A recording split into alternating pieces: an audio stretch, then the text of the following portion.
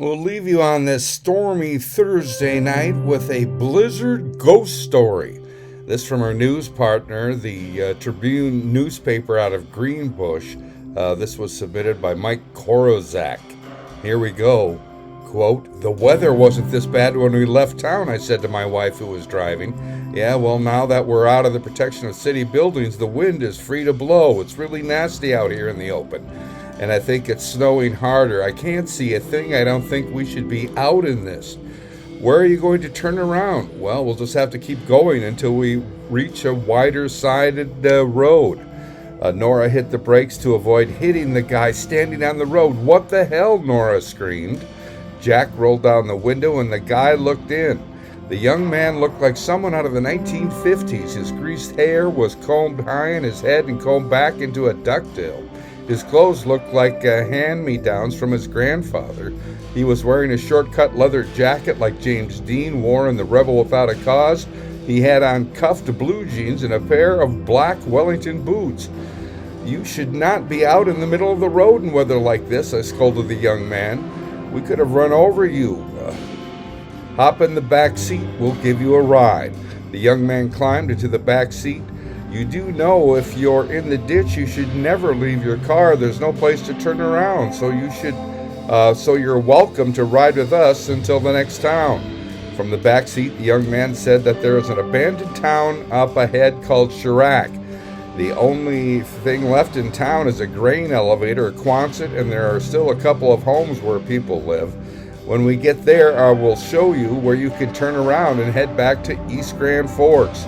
Driving in these whiteout conditions, I thought that turning around and getting back into the city made the most sense.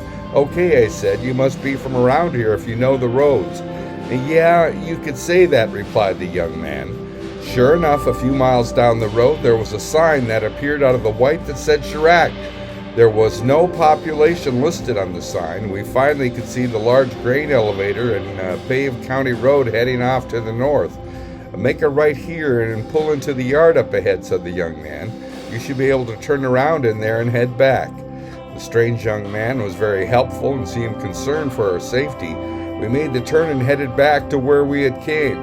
We reached the spot where he had picked him up. The young man leaned over the seat and handed me a coin. "Drive to the Econo Hotel in East Grand Forks. Just take it slow and you'll make it back to town all right. Show the desk clerk at the hotel this coin and tell them Paul guided you home." "But surely you're coming with us. We just can't drop you off in the middle of nowhere in this raging storm." I was met with silence. I turned to look at the back seat and it was empty. The young man who referred to himself as Paul was gone. "Okay, this is getting creepy," said Nora, tightly grabbing the steering wheel. "Let's get out of here." We drove in silence back to East Grand Forks without any trouble, and just like the young man had assured us. We found the Econo Hotel. The parking lot was full of cars. I had my doubts that they would have a room available, but Paul assured us that we'd be taken care of. At the desk, a young woman, just a girl really, who looked to be no more than 18 years old. She greeted me with a tired smile and when I asked for a room, "I'm sorry, but we are full.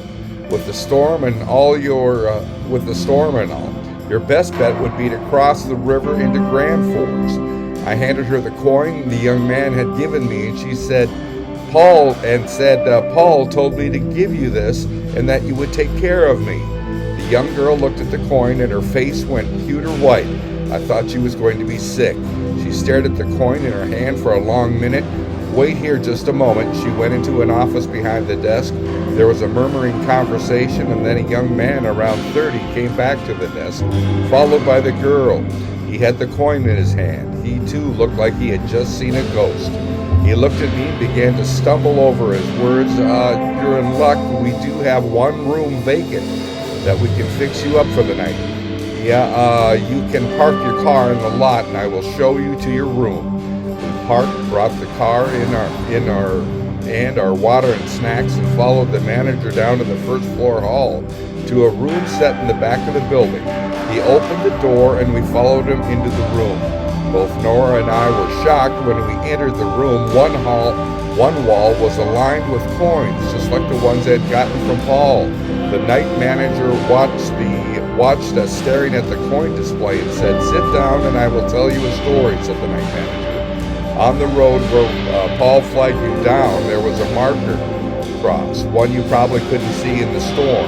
In 1958, Paul was driving from his parents' farm to East Grand Forks to attend a party in weather much like tonight.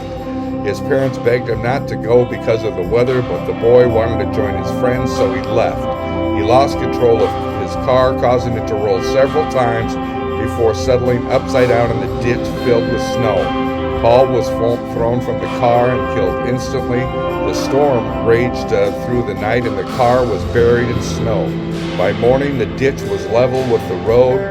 Paul had not turned up at the party, nor did he make it back home.